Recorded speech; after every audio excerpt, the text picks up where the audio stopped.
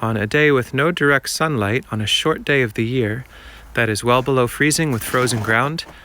Working with elements that produce heat in our home feels like a great activity. And I'll use my log splitter that I made a number of years ago to split firewood really nice and fine for our home. I really like getting the pieces on the smaller side and then mixing them in with larger, really aged pieces. And so that's always a good activity for a day like this. But I also just got back with a super sack, about a face cord worth of hardwood offcuts from a pallet making place. They sell this for about $80, which is a decent deal. Not the best in the world, but if I process this down, I should be able to have material to make tons and tons of charcoal and offset a huge amount of our firewood use. So I'm going to pick through these and start finding pieces that'll fit in our retorts.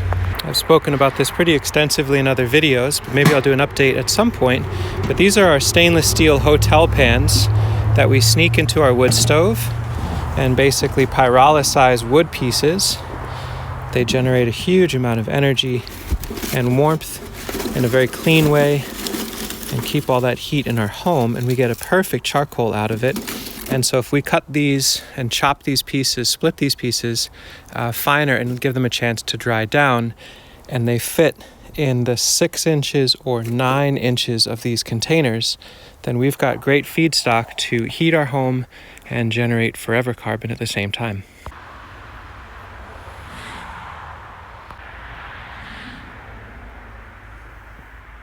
Every time I load the tire and split them and transfer them over to a milk crate, we get about 3 or 4 of those metal retorts worth of material. This is going to need a little bit of time in the sun to have the ice sublimate off, and then I'll bring these inside and put them near the wood stove. They're pretty dry, but there's a little bit of moisture in there. It's nice to get them really good and dry. But this will be basically enough heat within it in the pyrolysis process to turn into carbon to heat our home for a half a day, maybe a third of a day.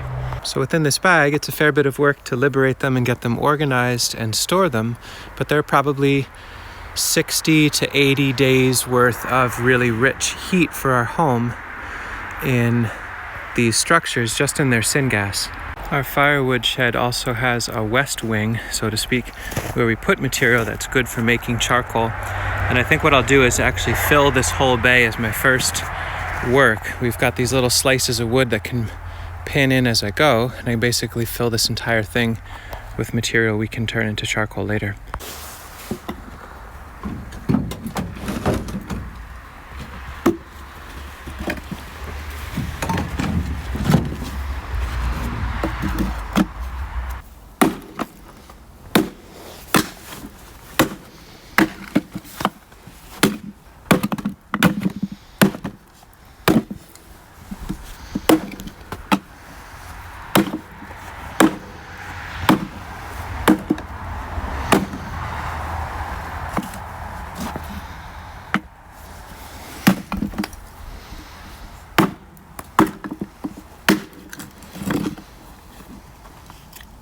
It seems helpful to pick through the bag a bit and organize as it goes. So these are nuggets that will fit in a retort but need to be split in the tire. These are ones that need to be split apart because they're frozen together.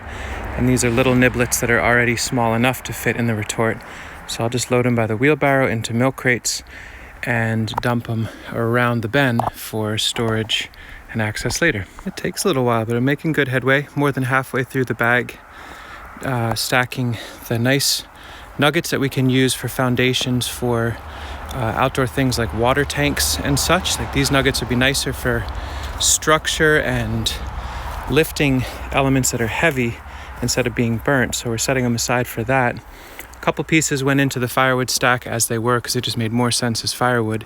And now we're starting to fill milk crates a little bit, pitched into the firewood pile so that I can backfill this with loose nuggets. And we'll just go up with crates holding free material behind it, and then we can come out with the wheelbarrows, load up firewood, and then also bring milk crates or piles or load our retorts directly from that pile into the wheelbarrow.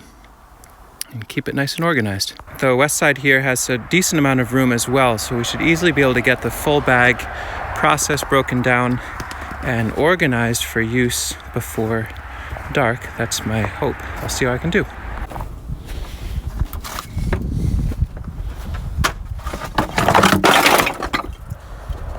The days are so short, it's hard to get a lot done. In 2 hours, I got through most of the bag. I'll have to stop for the evening because I really can't see what I'm doing. And tomorrow in the morning, I'll pick it up and try to finalize. Next morning here, and it's the home stretch. We got just another little handful to process. The flow is really easy. I know in the future here, if I were to buy this with the intent of it being actual firewood, I'd be pretty miserable.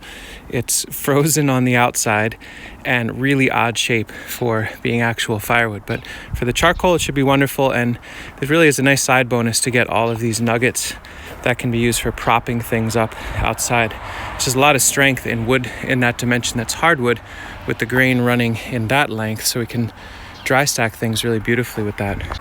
And this system seems like it'll work nicely within the firewood context of stacks of milk crates with split material right behind it. So we could be throwing in bones and pine cones and other material that could be turned into charcoal behind that, and we can still access firewood up here. So we'll continue to pull from what's been split.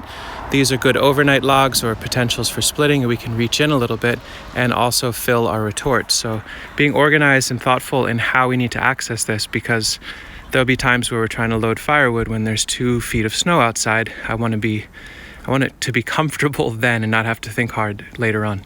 And it's cool to see that this side bay could hold a lot more. If I kept putting little slats of offcuts of wood, we could almost double the volume in here, and having one awning that protects from rain and snow and another little sub awning to kick out whatever blows in keeps this stuff pretty nice and dry.